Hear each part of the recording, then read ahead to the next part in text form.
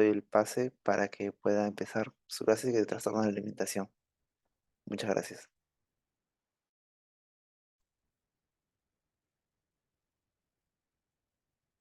Eh, ¿Se me escucha bien? Sí, Ya. Buenas noches con todos.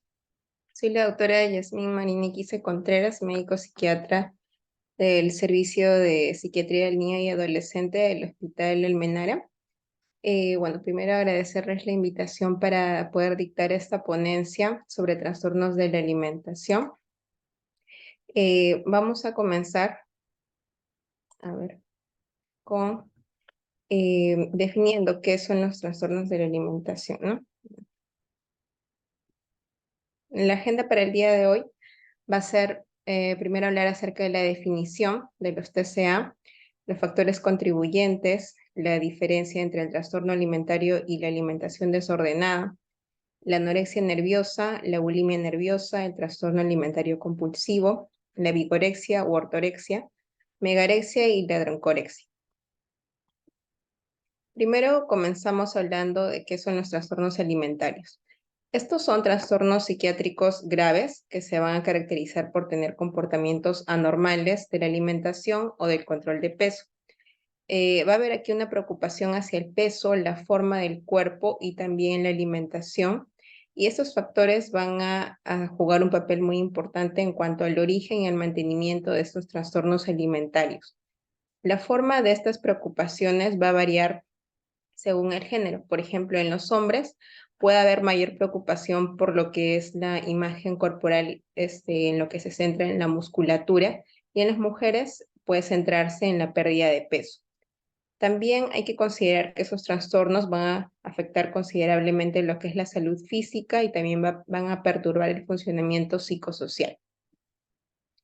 En cuanto a los factores contribuyentes, podemos ver que dependiendo de que los trastornos alimentarios sean con respecto hacia conductas en las que se restringe la alimentación o en las que la alimentación esté aumentada, pueden variar y también hay algunos que se comparten, ¿no? Por ejemplo, aquí estamos viendo un cuadro en el cual se ven algunos factores contribuyentes de trastornos de la conducta alimentaria, pero del tipo restrictivo, ¿no? Que generalmente también comienza en la pubertad media. Tenemos factores biológicos, psicológicos, psicosociales y también de la conducta. En los factores biológicos tenemos que tener en cuenta siempre la predisposición genética y también el género. Va a ser bastante importante y también tener en cuenta de que hay una proporción de mujeres hacia hombres de 10 a 1. Hay que tener en cuenta también que puede presentarse y estar relacionado con trastornos obsesivo-compulsivos o trastornos del espectro autista, en los cuales también hay una rigidez del pensamiento que es algo que vamos a estar nombrando a lo largo de toda esta clase. También van a haber cierta susceptibilidad en el comportamiento del apetito, de las habilidades metabólicas, también aspectos que pueden incluso haber influenciado desde el periodo perinatal. En los factores psicológicos tenemos que ver rasgos de personalidad como por ejemplo la rigidez, la atención a los detalles, personas que son muy perfeccionistas o intolerantes a la frustración.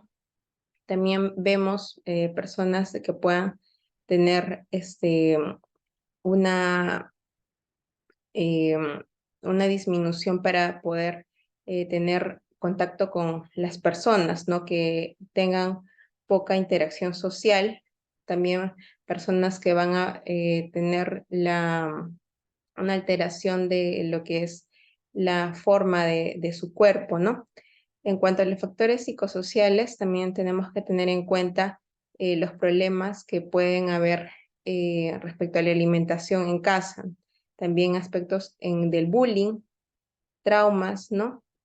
También respecto a la cultura, que idealiza mucho lo que es una figura delgada o también una figura muy musculosa, la idealización, el estrato socioeconómico de medio a alto. Antes sobre todo eso estaba más marcado, pero ahora también ya se ve trastornos de la conducta alimentaria en estratos socioeconómicos bajos, ¿no?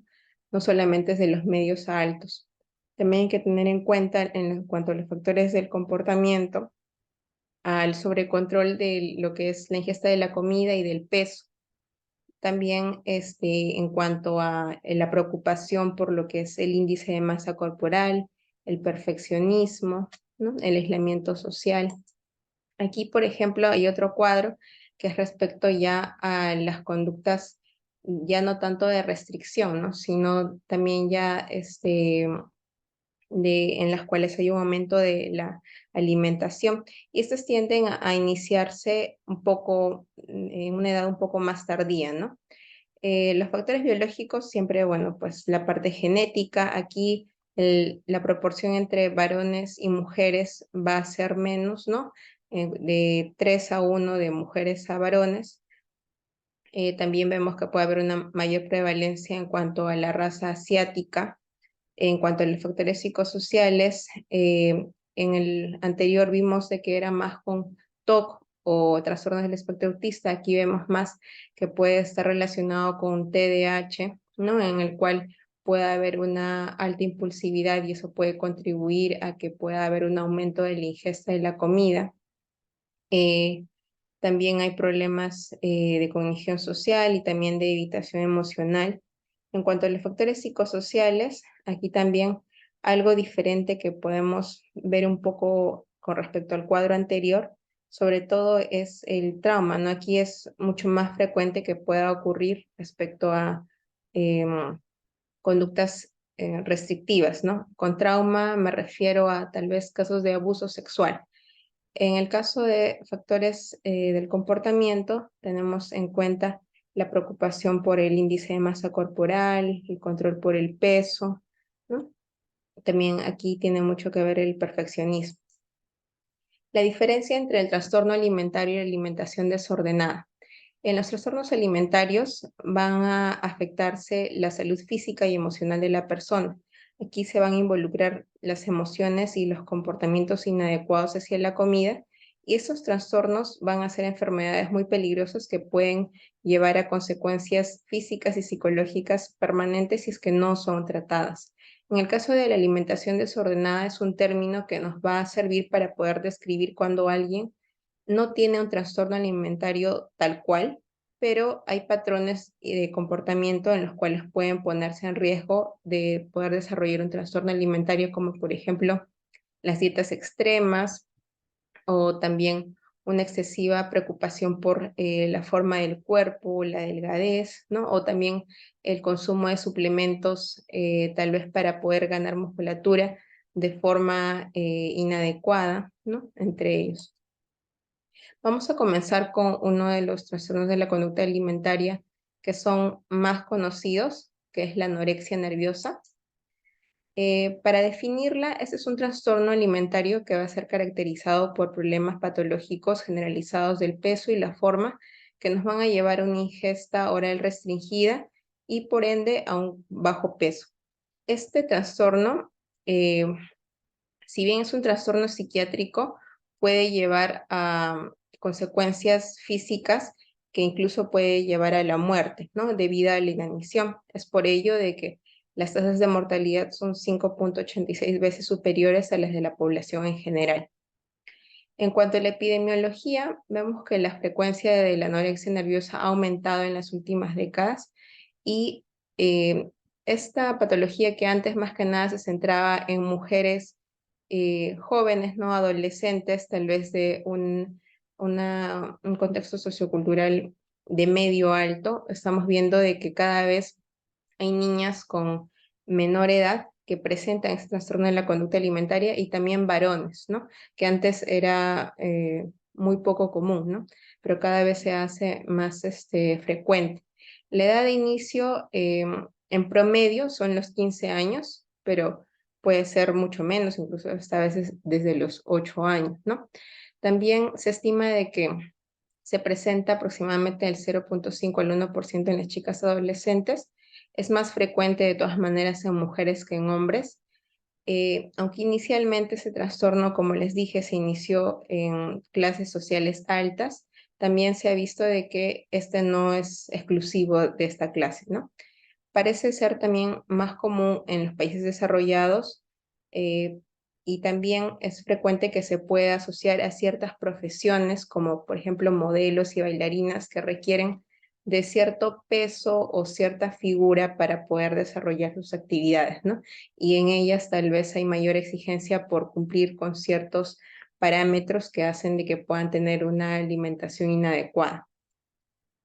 En cuanto a los factores de riesgo, hay que tener en cuenta de que ese es un trastorno que la carga genética juega un rol bastante importante, ¿no? Si bien la causa es multifactorial y compleja, sí hay estudios en los cuales demuestran de que hay una alta heredabilidad y hay que ver también de que esto a la vez se asocia con otros factores de riesgo como por ejemplo la ansiedad, el perfeccionismo, la rigidez cognitiva y también problemas tempranos de la alimentación. En cuanto al diagnóstico, tenemos los criterios del DSM-5. Vemos de que uno de los criterios es la restricción de la ingesta de energía en relación con los requisitos que uno necesita por edad, sexo, desarrollo y también salud física. Hay un miedo intenso a aumentar de peso o a engordar, ¿no? O hay un comportamiento persistente que interfiere con el aumento de peso, aunque sea significativamente bajo. Hay una perturbación también en la forma del cuerpo en que se va a experimentar debido a la influencia del peso o a la forma del cuerpo, como uno se autoevalúa, y hay un persistente reconocimiento de la gravedad del bajo peso corporal actual, ¿no? Hay dos subtipos, el tipo restrictivo y el tipo con atracones y purgas. En el tipo restrictivo, las personas, como dice su nombre, van a restringir la ingesta, pero no se van a dar atracones, que es la ingesta copiosa de comida, ni tampoco van a tener conductas de purga, como vómito o uso de laxantes o diuréticos. Los pacientes que van a tener ese tipo de anorexia van a limitar mucho el tipo de los alimentos que van a ingerir y van a contar a menudo, muy frecuentemente las calorías y también van a tener rasgos obsesivos respecto a la comida y a otros aspectos. El subtipo de atracones purgas, aquí se van a producir atracones o también purgas por medio del vómito o uso de laxantes o diuréticos, y este último es más común en los pacientes con anorexia, ¿no? Y se desarrolla en la mitad de los casos. Los que practican el atracón y la purga van a compartir muchas características con las personas que padecen bulimia sin anorexia, ¿no? Generalmente, los trastornos de la conducta alimentaria em, tienden a veces a virar, ¿no? Entre anorexia o bulimia, o si no, que de todas maneras solo sea una anorexia pura, no es tan frecuente. Siempre es frecuente que pueda ocurrir uno que otro episodio, ya sea de atracón o de purga, ¿no? Incluso hasta consumiendo poca comida, estos pacientes pueden llegar a purgarse mediante laxantes o vómitos. Para tener en cuenta la gravedad, nos guiamos del índice de masa corporal, que si tiene un índice de masa corporal de 17 o más, lo categorizamos como una anorexia nerviosa leve, de 16 a 16,9 como moderada, de 15 a 15,9 como grave y menos de 15 como extrema. Para poder evaluar a un paciente del cual sospechamos que pueda tener anorexia nerviosa, nos tenemos que guiar de varios parámetros, ¿no? Aquí nos vamos a poder dar cuenta un poco más acerca de toda la clínica que presenta este paciente. Entonces, por ejemplo, lo que medimos es su índice de masa corporal, ¿no? Que tenga un bajo índice de masa corporal, por ejemplo, de menos o igual de 16,5. Vemos también la historia del peso, ¿no? Si hay una pérdida de peso de forma progresiva o también puede haber una ganancia de peso inadecuada. También que cómo ha sido los problemas de peso de este paciente, ¿no? Si han sido altamente variables. Ver también aspectos como la menstruación. Es frecuente de que las mujeres que sufren de anorexia nerviosa puedan sufrir de amenorrea, ya sea primaria o secundaria, dependiendo de la edad en la cual se presente el trastorno. ¿no? Primaria si es que antes no ha arreglado, secundaria si es que arregló y en algún momento se suspende la regla debido al bajo índice de masa corporal. O también puede tener menstruaciones irregulares, ¿no? También tener en cuenta los patrones de comportamiento de la comida, ¿no? O las reglas también acerca de la comida, ¿no? Vemos de que puede haber una reducción de la ingesta, también en cuanto a la evitación de consumo de grasas o también de alimentos que puedan considerar calóricos. También ver lo que es el comportamiento del aumento de la ingesta de los alimentos, ¿no? O en el cual también puede haber una pérdida del control del consumo en algunos pacientes, ¿no? Por ejemplo, en los pacientes que puedan tener anorexia del subtipo de atracones y purgas, ¿no? Em, Después, en cuanto al ejercicio, ¿no? También tenemos que tener en cuenta de que son pacientes que van a tratar aparte de restringir su ingesta calórica, tratar de gastar su energía mediante el ejercicio, por ejemplo. Entonces, por ejemplo, las pacientes que tenemos hospitalizadas en el servicio, a veces como a escondidas, van en la cama, ¿no? Tratan de hacer abdominales o caminar mucho, ¿no? Si están en casa, ¿no? A veces se esconden de la familia para tratar de hacer ejercicios, pueden llegar a hacer 5 o 6 horas de ejercicios al día, tratando de gastar su energía, ¿no? También se miran frecuentemente al cuerpo. Es frecuente de que, o sea, se estén mirando en los espejos o en la calle cuando pasan por como esas mamparas, ¿no? También les comento, en el servicio no tenemos espejos y había una puerta que teníamos que tenía una placa de aluminio y las pacientes utilizaban esa placa de aluminio como para verse, ¿no? El abdomen, qué tan delgado estaba, ¿no? Por eso es que también se retiró esa placa. También, por ejemplo, miden el contorno de su muñeca, ¿no? Con la mano, ¿no? Y eso les da algún parámetro a ver si es que están subiendo o bajando de peso, ¿no? También es importante ver lo de la ganancia de peso, la insatisfacción con el cuerpo, que se sienten gordas, ¿no? La ganancia de peso también tenemos que tener en cuenta de que, bueno, pues puede ser de forma progresiva. También el miedo intenso a poder subir de peso es una preocupación constante, ¿no? Después de ellas alimentarse, tienen el sentimiento de culpa, ¿no? O ganas de tal vez querer vomitar. Por eso es que también se recomienda de que 2 horas después de las comidas, ellas no vayan al baño, ¿no? Para evitar que puedan purgarse. Hay que tener en cuenta también de que pueden tener ideas de muerte, ¿no? O planes suicidas. Casi todas nuestras pacientes, por eso es de que, bueno, pues están internadas, tienen este problema, ¿no? Y ellas, bueno, pues ingresan al inicio, por ejemplo, por una autolesión, ¿no? Por un intento de suicidio, y ya adentro, explorando un poco más y haciendo la historia, es cuando se ve que tenía un trastorno de la conducta alimentaria, ¿no? Ya sea anorexia, bulimia, ¿no? Pero es bastante frecuente, sobre todo, como les digo, en el servicio, las chicas que están hospitalizadas tienen esa comorbilidad, ¿no? También hay que preguntar acerca del consumo de alcohol y drogas, ¿no? Que podría estar presente, trastornos psiquiátricos, ya sea en el pasado o en presente, también ver la historia psicosocial de la persona, hacerla de forma extensa. En cuanto al examen físico, vemos que va a haber hipotensión, una temperatura baja, bradicardia, arritmias. La piel también va a estar seca, va a haber caída de cabello, el lanugo, ya que el cuerpo, al tratar de retener un poco el calor, hace de que el vello crezca un poco más y pueda formarse estos vellitos delgados que le llamamos lanugo.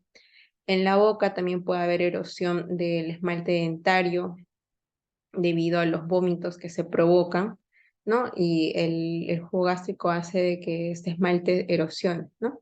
También puede haber una hipertrofia de las glándulas, particularmente de la parótida, también una deshidratación, ¿no? Puede llevar a piel seca y hipotensión ortostática. También en cuanto al examen físico de piernas y brazos, puede haber una disminución de la masa muscular. También puede haber edema, porque hay retención de agua debido a la hipoalbuminemia. En cuanto a a los exámenes de laboratorio, tenemos de que puede haber una linfocitosis, también puede haber una plaquetopenia, el sodio suele estar disminuido, el potasio, el cloro, el bicarbonato sí puede estar aumentado. En cuanto los problemas endocrinos, ¿no? La T3 puede estar disminuida, la T3 reversa aumentada. En cuanto a otros iones, el calcio suele estar normal, el fósforo disminuido, el magnesio disminuido, también la glucosa basal disminuida, la albúmina. El colesterol suele estar aumentado por una alteración del metabolismo de este colesterol. No es porque ellas estén consumiendo grasa. La amilasa también puede estar aumentada. Es frecuente que pueda haber osteopenia o osteoporosis, sobre todo cuando estas pacientes tienen amenorrea, porque es como si tuvieran menopausia, ¿no? Entonces, podría presentarse lo que es osteoporosis. Y si es que le tomamos un electrocardiograma, podría presentarse bradicardia, una prolongación del intervalo QT o encontrarse arritmias también. Esto, bueno, pues es ya de lo que hemos conversado para no repetirlo. Aquí hay una complicación que se puede dar debido a que cuando se intenta eh, nuevamente nutrir a la paciente, se puede dar el síndrome de realimentación, ¿no? Esa es una complicación que puede llegar a ser potencialmente fatal. Y aquí es necesario un manejo multidisciplinario en el cual es muy importante la participación del nutricionista. Esto se va a tratar de que cuando hay una reintroducción de la nutrición, después de que ya ha habido una inanición, esto hace de que los requerimientos de fosfato van a aumentar a medida de que el cuerpo va a requerir más fosfato para poder metabolizar los carbohidratos que está volviendo a consumir, y esto va a agotar las reservas de fosfato.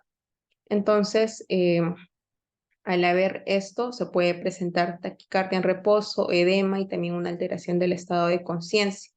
El tratamiento va a consistir en la reposición de fosfato, corrección de electrolitos, y también se va a recomendar lo que es la monitorización cardíaca y anomalías, arreglar lo que son las anomalías electrolíticas que se pueden presentar.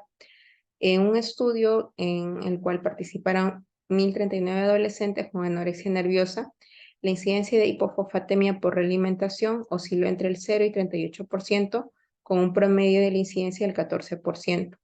El periodo de mayor riesgo para que se presente ese síndrome es dentro de los primeros días, pero también puede ocurrir hasta 2 semanas después, y se va a requerir de un control clínico y bioquímico intensivo durante todo este tiempo. Los diagnósticos diferenciales, por ejemplo, si consideramos problemas psicológicos, podríamos tener en cuenta la depresión, ¿no? Cuando una persona está deprimida, puede tener bajo apetito y por ende bajar de peso, ¿no? La ansiedad también, si bien puede haber un aumento de la ingesta de la comida, también puede ser al revés. El trastorno obsesivo compulsivo también, o también un trastorno de la evitación y restricción de los alimentos, en el cual se parece mucho a la anorexia, pero aquí no hay una preocupación por el peso ni la forma del cuerpo, ¿no? Esa es la diferencia.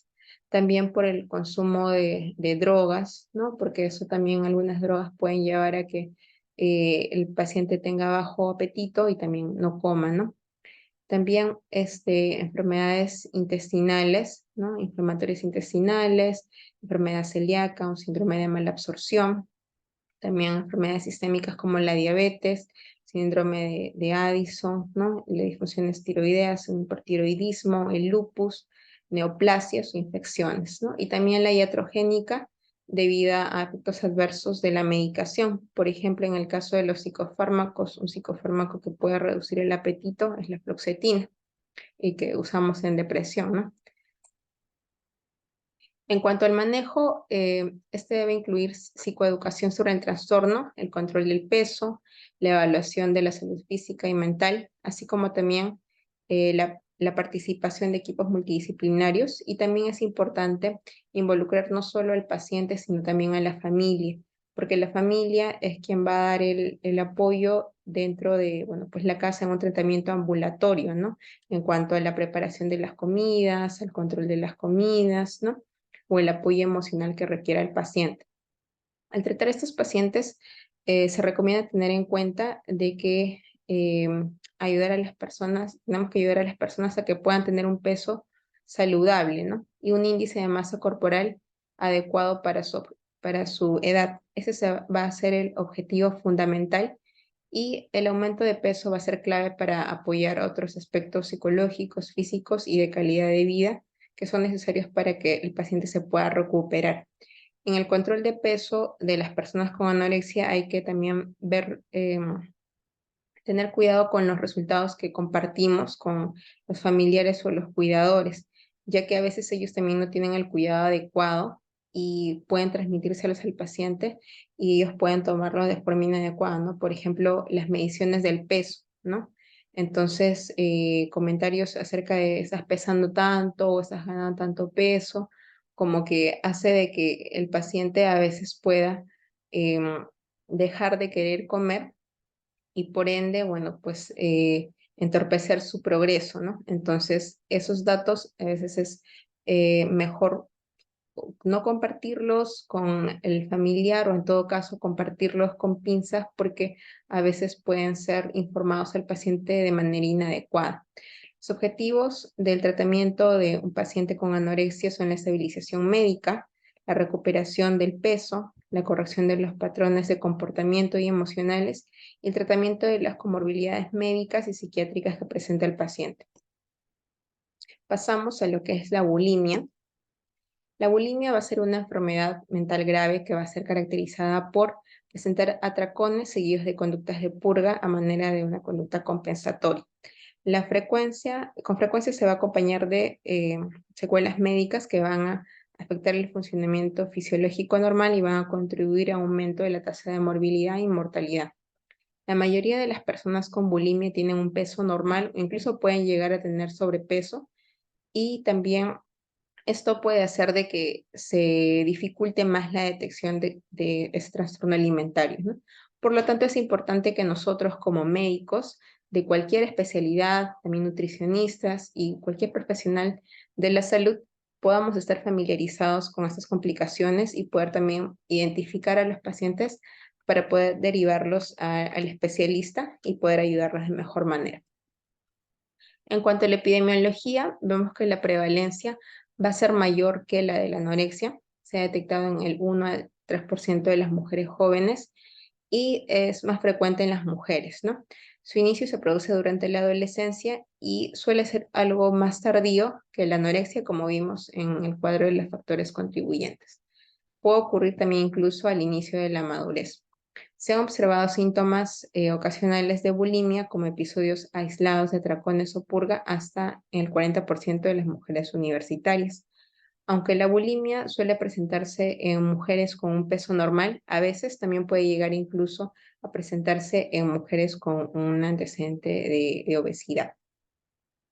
Los criterios del DSM-4 respecto al DSM-5 han variado, ¿no? Y han hecho de que la prevalencia, cuando la cuantificamos, bueno, pues aumente del 4 al 6,7%. Eso lo vamos a ver más adelante cuando veamos los criterios y la diferencia que ha habido desde el cambio del DSM-4 al DSM-5. En cuanto a los factores de riesgo, existen factores predisponentes y que van a perpetuar esta condición, ¿no? Como genéticos, ambientales, psicosociales, neurobiológicos y también el temperamento de la persona, ¿no?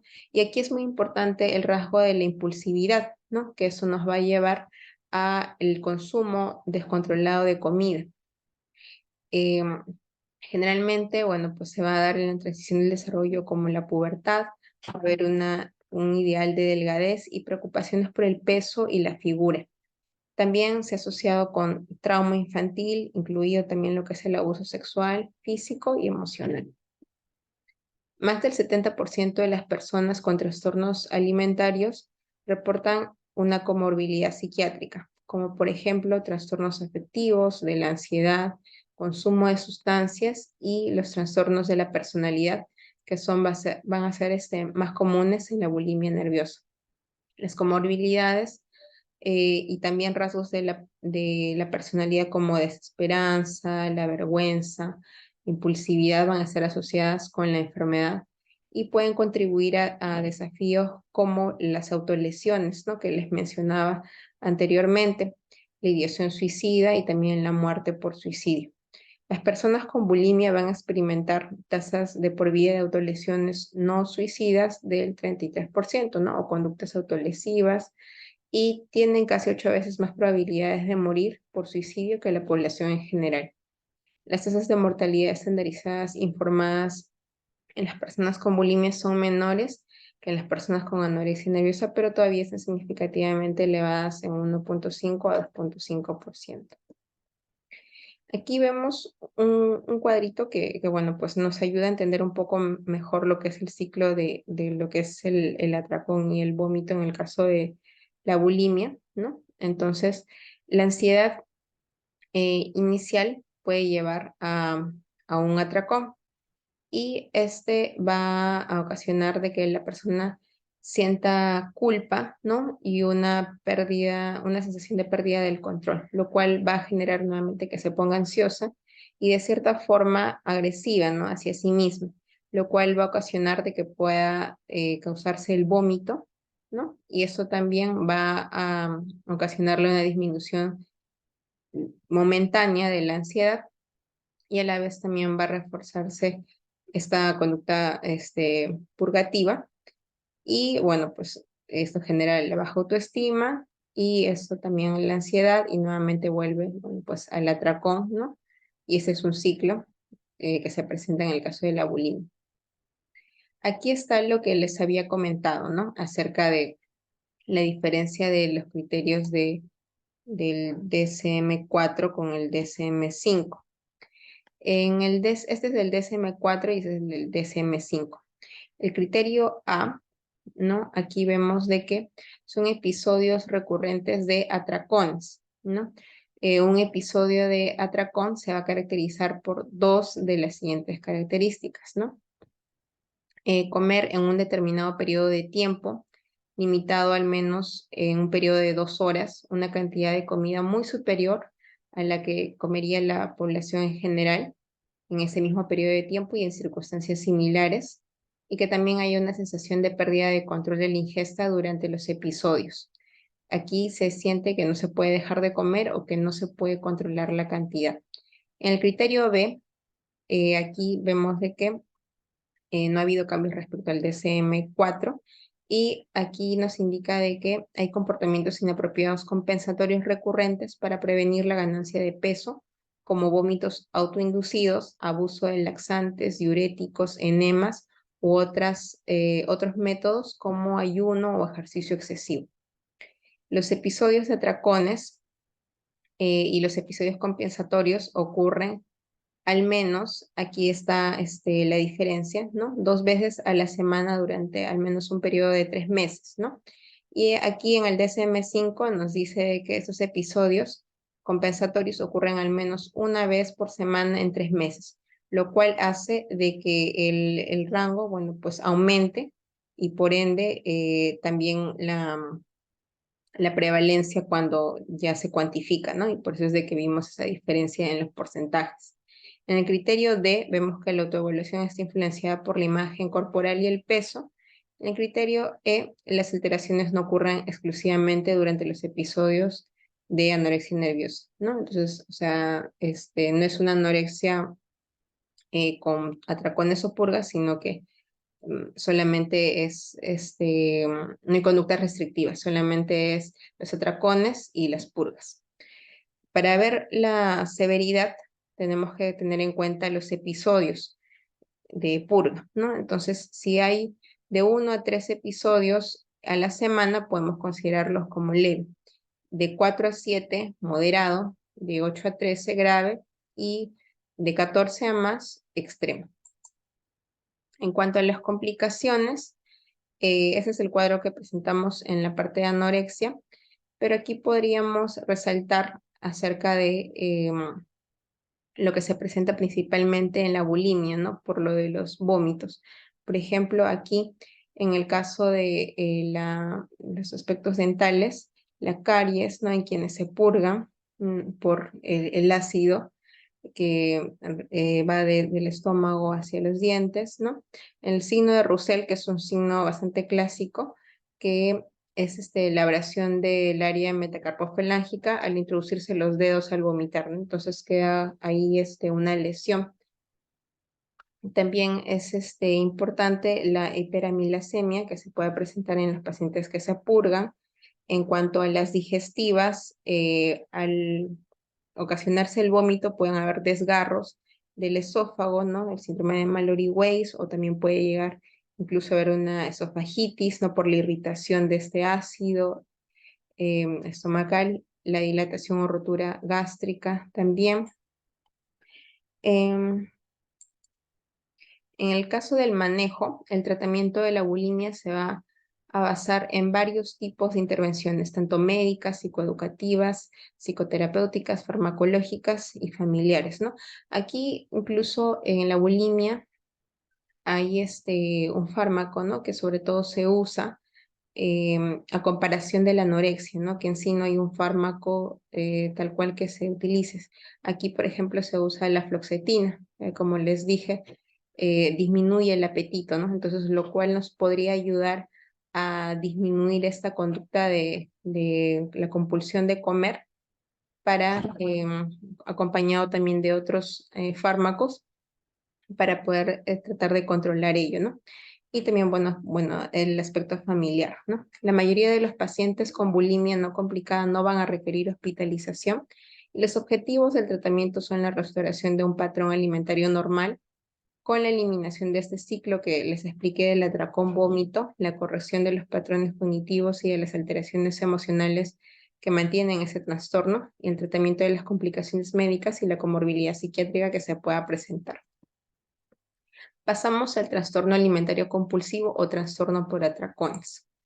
Ese trastorno por atracones también se le denomina BED, por sus siglas en inglés, el Big Eating Disorder, y se caracteriza por episodios regulares de atracones durante los cuales las personas van a ingerir cantidades grandes de alimentos y van a experimentar una pérdida de control sobre su conducta alimentaria. La prevalencia para los años 2018 a 2020 es del 0.6 a 1.8% en mujeres adultas y el 0.3 al 0.7 en hombres adultos. Se va a asociar con la obesidad y con comorbilidades somáticas producto de la ingesta copiosa de comida y también comorbilidades de salud mental. Las personas con BED pueden experimentar una carga considerable y deterioros en la calidad de vida.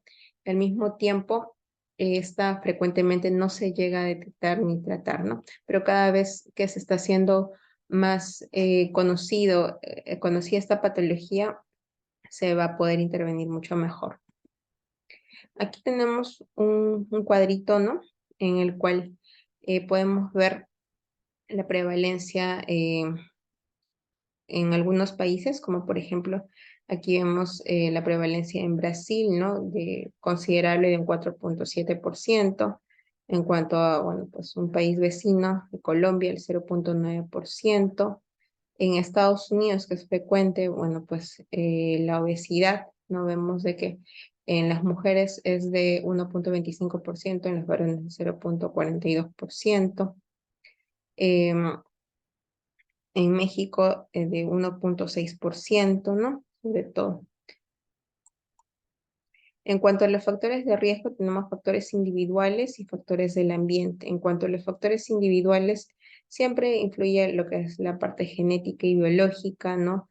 Psicopatología que pueda estar asociada, también rasgos de personalidad, también comportamientos, ¿no? Patrones de comportamiento. En cuanto a lo que es el ambiente, también los patrones que puede haber en la familia, la presión social, los medios también de comunicación, también la crítica que puede haber de parte de los padres, estresores, incluso desde la etapa perinatal, o estresores también que se han presentado a lo largo de la vida, eventos traumáticos, ¿no? En cuanto a la clínica, ¿no? Aquí tenemos los criterios. Aquí van a haber episodios recurrentes de atracones y esos atracones van a ser caracterizados por una ingesta en un corto periodo de tiempo, que son 2 horas, de una ingesta de cantidad de comida superior a la mayoría a lo de la mayoría de la gente podría consumir en un periodo similar de tiempo y circunstancias, ¿no? Lo que estábamos viendo en lo que es la bulimia para definir lo que es atracón tal cual. Aquí hay una sensación de la pérdida de control sobre la ingesta durante el episodio, ¿no? Los episodios de atracón van a estar asociados a 3 o más de los siguientes síntomas. Ingesta mucho más rápida de lo normal, a comer hasta sentirse desagradablemente lleno, ingesta de gran cantidad de comida a pesar de no tener hambre, comer a solas para esconder la voracidad, sentirse a disgusto con uno mismo o deprimido o con gran culpa después del atracón. El criterio C es que hay profundo malestar al recordar los atracones. El criterio D, los atracones tienen lugar como una media, una vez a la semana durante un periodo de 3 meses. Y en el último, el atracón no se asocia a estrategias compensatorias inadecuadas, ¿no? Eso es lo que tal vez lo podría diferenciar más notoriamente de la bulimia, en el cual sí, después de esa conducta de atracón, hay una conducta de purga. En este caso, no. En cuanto al manejo, los objetivos son la reducción o el cese de esos atracones y de la psicopatología asociada, que hayan mejoras en el estado del ánimo y también de síntomas psiquiátricos que se puedan presentar. También mejora en los indicadores metabólicos como la hemoglobina glicosilada y también en la calidad de vida. Los objetivos del tratamiento van a ser relacionados con el peso, la estabilización o la reducción del peso, que son frecuentemente problemas que se presentan en el BET. Los tratamientos basados en evidencia para el BET, recomendados por guías internacionales, van a incluir lo que son terapias psicológicas, particularmente la cognitivo-conductual, la farmacoterapia con antidepresivos de segunda generación, anticonvulsivantes, de preferencia con topiramato, que suelen disminuir el apetito, estimulantes del sistema nervioso central, y también medicamentos contra la obesidad que son frecuentemente, bueno, pues recetados por los endocrinólogos como el Orlistat. Pasando a la vigorexia u ortorexia, este va a ser un trastorno que significa apetito adecuado, ¿no? Esto lo tomamos con pinzas porque, bueno, a continuación vamos a explicar por qué. Esta va a ser una fijación patológica con alimentos saludables que ha sido descrita, ¿no? Como una enfermedad disfrazada de virtud, ¿no? Aunque no se reconoce oficialmente como un diagnóstico psiquiátrico, la ortorexia a menudo se va a asociar con un intento de lograr una salud óptima a través de la atención en la dieta. Pero esta puede llevar a la vez a una desnutrición o a la pérdida de relaciones con las otras personas o a una mala calidad de la vida. En relación con otros estilos de alimentación poco saludable, la ortorexia ha sido en gran medida ignorada porque, bueno, pues como su nombre lo dice, ¿no? Las personas tratan de consumir alimentos saludables y como que uno no ve nada malo en eso, pero ya cuando llega a afectar ciertas áreas de la vida, entonces es cuando se llega a considerar tal cual un problema, ¿no? En cuanto a la epidemiología, las estimaciones oscilan entre el 6,9% y el 57,6% en la población en general, con tasas de hasta el 81,8% en poblaciones específicas. No está claro si es más frecuente en las mujeres o en los hombres. Algunos estudios informan que las tasas de ortorexia son más altas en mujeres que en los hombres y en otros que es al revés. Sin embargo, otros estudios también informan de que pueden ser comparables. En cuanto a la clínica, vemos de que hay una preocupación obsesiva por comer alimentos saludables, ¿no? Y se va a centrar en la preocupación sobre la calidad y la composición de las comidas. Entonces, aquí nos dice que debe cumplir dos o más de los siguientes ítems, ¿no? Como por ejemplo, consumir una dieta nutricionalmente desequilibrada debido a creencias preocupantes sobre la pureza de los alimentos, ¿no? La preocupación o preocupaciones por comer alimentos impuros o poco saludables y por el efecto de la calidad y composición de estos alimentos en la salud física, emocional o en ambas. Evitación estricta de los alimentos que el paciente cree que son poco saludables, que puede incluir alimentos que contengan grasas, conservantes, aditivos alimentarios, productos de origen animal u otros ingredientes que el sujeto considere no saludables, ¿no? Eso quiere decir de que eso es un poco subjetivo dependiendo de cada paciente, lo que él tal vez considere para sí poco saludable, ¿no? Para las personas que no son profesionales tal cual de la nutrición, eh, las cantidades también excesivas de tiempo dedicadas para poder leer, adquirir y preparar tipos específicos de alimentos en función a su calidad y composición percibidas, ¿no? Tal vez pasar mucho tiempo investigando sobre esos alimentos cuando eh, es para poder tratar de clasificar qué es saludable o no para mí, ¿no?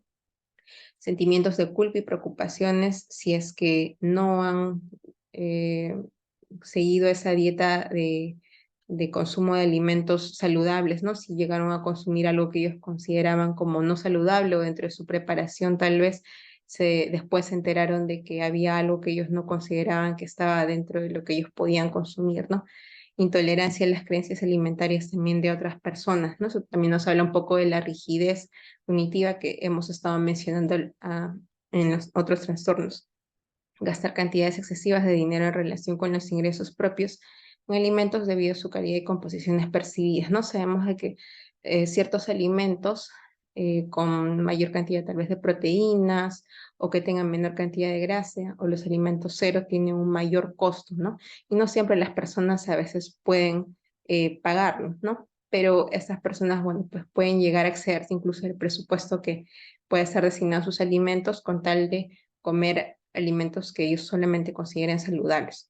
El criterio B nos dice que hay una preocupación obsesiva que se llega a volver perjudicial por cualquiera de los siguientes ítems que vamos a nombrar. El deterioro de la salud física debido a desequilibrios nutricionales o también la angustia grave o deterioro del funcionamiento social, académico o vocacional debido a pensamientos y comportamientos obsesivos que se van a centrar en las creencias del paciente sobre una alimentación saludable, ¿no? Entonces, cuando ya esta conducta se llega a tornar disfuncional, ¿no? Por ejemplo, en lo que mencionábamos de la intolerancia a las creencias de otros, ¿no? Eso tal vez puede generar conflictos, ¿no? Con la familia, con los amigos, ¿no? En el trabajo. El criterio C, vemos que ese trastorno no es simplemente una exacerbación de los síntomas de otro trastorno de obsesivo compulsivo o esquizofrenia o un trastorno psicótico, ¿no? No llega a formar parte de esto, ¿no? El criterio de el comportamiento no se va a explicar tampoco mejor por la observación exclusiva de la observancia de los alimentos ortodoxos organizados o cuando las preocupaciones con los requisitos de los alimentos especializados están relacionados con alergias alimentarias diagnosticadas profesionalmente o condiciones médicas que van a requerir una dieta especial, ¿no? En caso de pacientes que son alérgicos a ciertos alimentos, ¿no? Y de que ellos no puedan consumir los mismos, en ese caso, bueno, pues, y ellos tienen ese cuidado especial por cuidar su dieta, ¿no? Entonces, eso no se considera como ortorexia o vigorexia, ¿no? Entonces, eso es lo que nos trata de decir este criterio.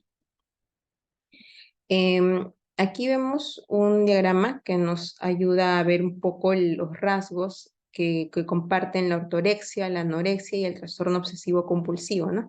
Aquí vemos que está el perfeccionismo, la rigidez cognitiva, ¿no? También la ansiedad, que hay una disfunción de la persona, ¿no? Eso hay que tenerlo en cuenta, ¿no? Todos los trastornos de conducta alimentaria están muy ligados a lo que es los rasgos obsesivos y ya cuando llega a ser un trastorno obsesivo compulsivo, pues bueno, mucho más, ¿no? En cuanto al manejo, siempre un equipo multidisciplinario, psicofármacos pueden ser necesarios, terapia cognitivo-conductual, la psicoeducación, a que haya un seguimiento estrecho entre lo que es el tratamiento ambulatorio y también en casos de pérdida de peso de forma significativa y de nutrición va a estar indicado la hospitalización. Hay que tener en cuenta el cuidado para que no se dé el síndrome de realimentación que nombramos en el caso de la anorexia. Pasamos a la megarexia.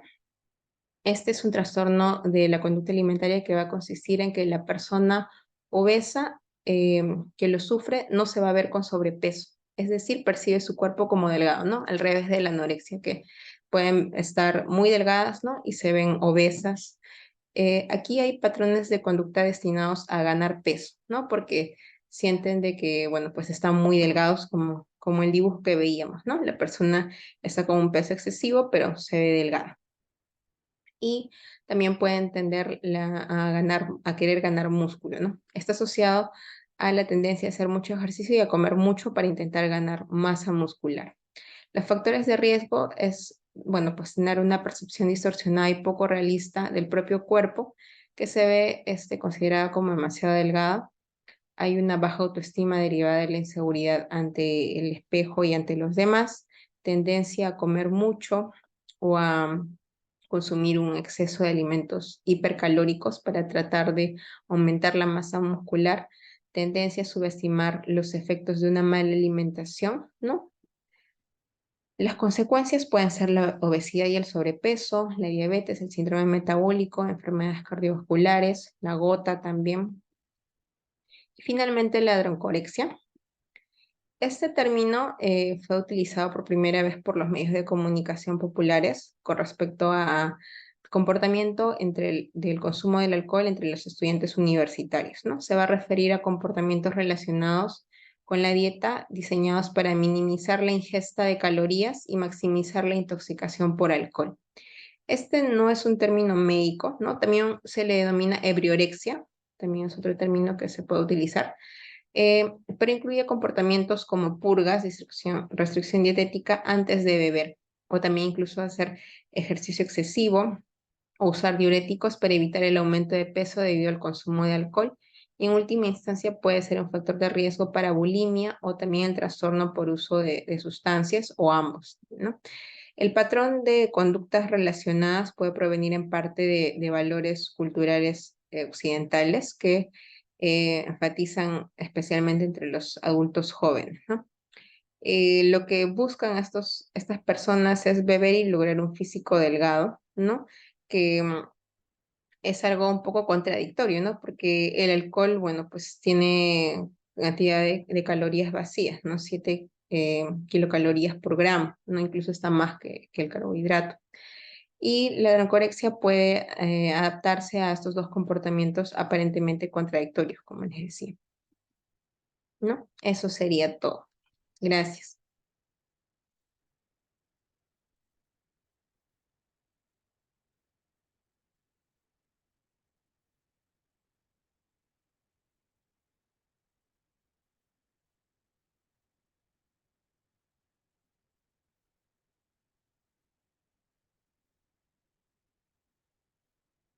No sé si tengan alguna pregunta, alguna duda, comentario.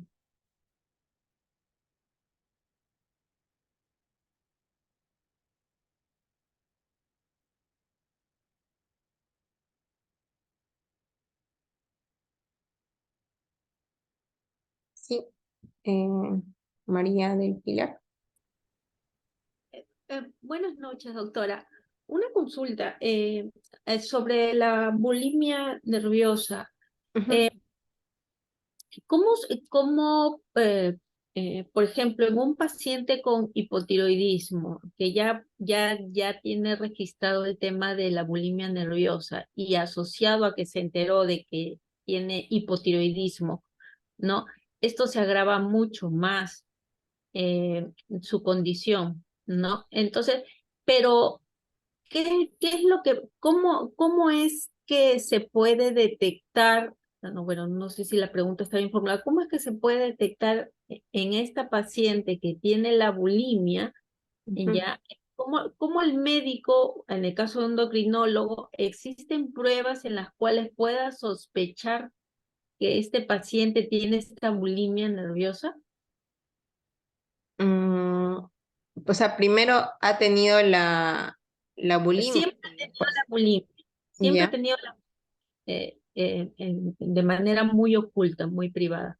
Ujú, Ve, cuando se enteró de que tenía el hipotiroidismo, pues esto se agravó mucho más, ujú, ¿no? Pero ante las visitas médicas que lleva su endocrinólogo, pues sus valores siempre están de manera descontrolada, pues, ¿no? Sus valores de hemoglobina, ¿no? De todos esa parte, ¿no? Estructural. ujú. Pero la siguen, hay una manera en la cual se pueda detectar de que no es un tema del hipotiroidismo, su desbalance de sus valores, sino que se pueda sospechar de que este paciente tiene un problema de trastorno alimentario. Ya. Sí, tendría que ser, bueno, pues, al haber esta sospecha, con ver que, bueno, pues, por ejemplo, la hemoglobina glicosilada está alterada, no hay un control adecuado de los exámenes de laboratorio, entonces empezar a indagar, ¿no? Hacer una mejor anamnesis, también ver con la familia qué tanto está comiendo, si es que, por ejemplo, qué conductas tiene después de comer, ¿no? Más que nada es con la historia, ¿no? Para poder ver si es que puede haber algún indicio de ello. Y generalmente casi siempre se encuentra, ¿no? Porque a veces la familia como que no se da cuenta y cuando el médico empieza a indagar, entonces como que empiezan a atar cabos, ¿no? Verdad, o sea, ella comía más de lo normal, después se iba a su cuarto, se iba al baño, ¿no? O de niña la fastidiaban, de pequeña le decían gordita o nosotros le decíamos, ¿no? Entonces, ampliando un poco más en la anamnesis debido a esta sospecha que puede haber, podemos detectar este problema, ¿no? Y ya también la persona, bueno, pues empieza tal vez ahí a decir algunas cosas más que pueden corroborar el diagnóstico, ¿no? Pero sí es importante estar alerta ante que se le da el tratamiento para el hipotiroidismo y no hay una mejora o hay una alteración de los exámenes de laboratorio. Entonces, bueno, pues eso nos puede llevar a ampliar la anamnesis y a poder detectar este problema, ¿no? Perfecto, muchas gracias. Ujú.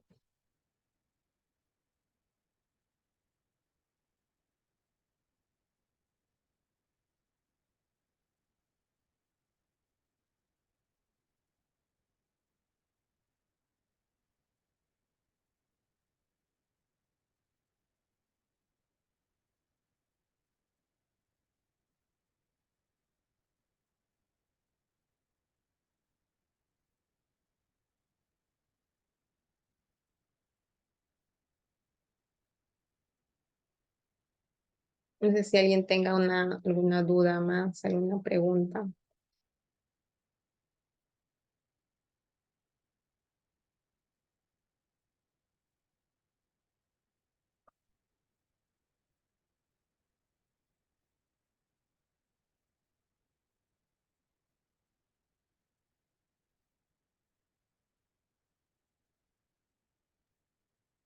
Buenas noches, disculpe. Yo tengo una duda, o sea, bueno, no duda, sino que al momento de, cuando mencionó el tratamiento para la bulimia nerviosa, Ujú. usted mencionó un medicamento que se indicaba. ¿Podría repetir el nombre?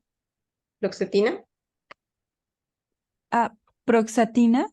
fluoxetina. Fluoxetina. Ya. Muchas gracias.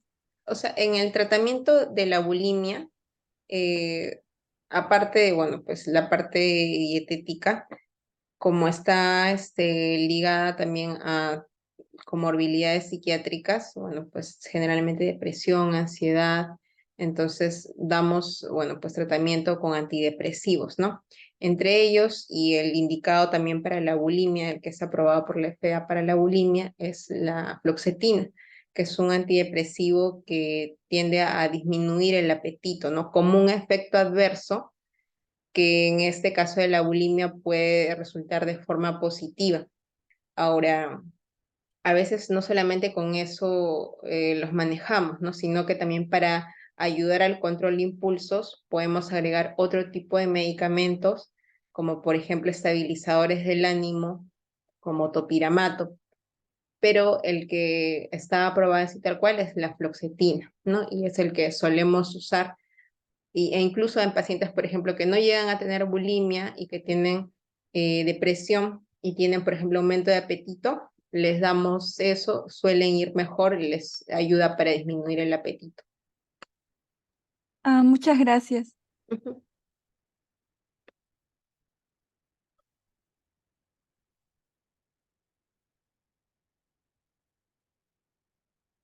Ya, aquí hay otras preguntas. La enfermedad de la anorexia o bulimia, el paciente puede recaer. Sí, sí, los pacientes pueden recaer, pueden también ir de un trastorno a otro, ¿no? De anorexia, para bulimia, es muy frecuente, ¿no? Algunos dicen incluso de que uno nunca se llega a recuperar tal cual, ¿no? De este trastorno de la conducta alimentaria, o siempre quedan como que ciertos rasgos de que me cuido, ¿no? Si bien ya no es una preocupación tal cual, y no es considerada ya como una enfermedad, pero siempre hay cierta tendencia a cuidarse un poco más, ¿no? Em, pero sí, puede uno llegar a recaer tanto en la bulimia, en la anorexia o en trastorno por atracones, ¿no? Es frecuente y sobre todo también cuando se llega a asociar con comorbilidad psiquiátrica y también por eso es importante ver los que son los factores de mantenimiento, ¿no? Si en casa de todas maneras se sigue teniendo un control inadecuado de la comida o comentarios acerca del aspecto de las personas, de la forma de las personas, no solo del paciente, ¿no? Porque a veces, por ejemplo, en casa, ¿no? Algo que nosotros podemos haber escuchado es que los padres, ¿no? Los tíos comentan, oye, mira la vecinita, ¿no? Que está gordita o que está flaquita, ¿no? Entonces, de por sí ya desde pequeños nos empiezan a enseñar que, bueno, pues a fijarnos en la forma de las personas, ¿no? Y eso, bueno, pues a la larga hace de que podamos llegar a incluso nosotros empezar a valorarnos un poco por eso, ¿no? Por la forma, por la contextura y a preocuparnos. Entonces, ya con otros factores que pueden ser, por ejemplo, nuestra rigidez de por sí, o también que de pequeños nos puedan haber hecho ciertos comentarios personales de que estás gordita, ¿no? Entonces, ya más adelante, ligado con un bajo autoestima, pueden llevar a esos trastornos de anorexia, bulimia, sobre todo que son los más frecuentes, ¿no? Y en las mujeres, sobre todo.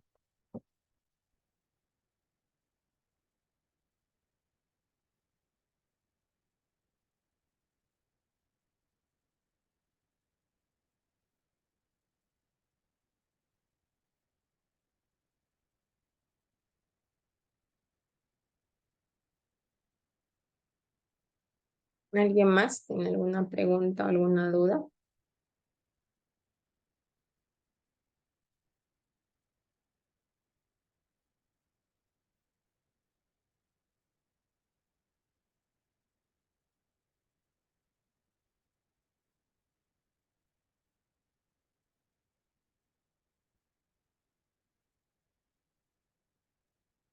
Buenas noches, doctora. Al parecer no habría más preguntas. Ujú. Queríamos agradecerle a nombre del comité organizador del curso y comentarle que le estaremos enviando un certificado de reconocimiento a su correo. Muchas gracias nuevamente por acompañarnos. Gracias, espero haberles ayudado. eh, y gracias nuevamente por la invitación, ¿no?